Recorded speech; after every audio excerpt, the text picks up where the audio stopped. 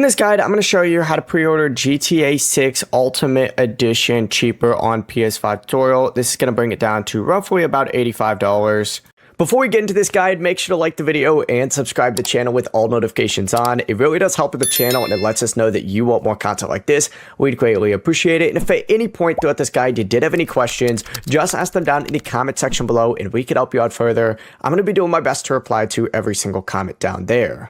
Also, I just launched the GTA 6 $1 million money map so that you can monetize the hype. Now, this is my exact strategy on how I plan on making $1 million from the GTA 6 hype before and after release. And inside, I'm going to break down the content ideas, YouTube plays, digital products, affiliate angles, and other ways to turn all of this attention into income. So if you want to follow the exact same roadmap that I personally am using, check it out. Every purchase also does help support the channel and allows me to continue making videos like this. We'd greatly appreciate it.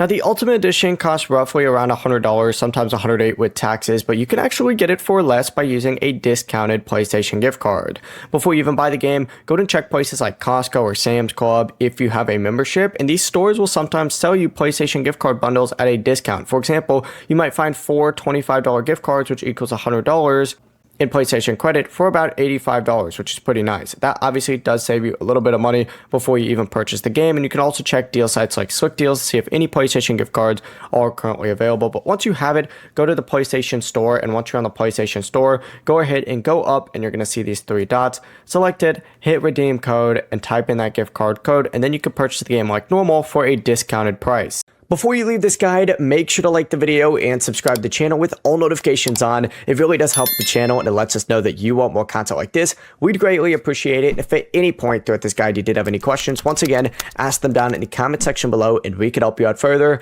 I'm going to be doing my best to reply to every single comment down there. Have a great rest of your day though. Peace.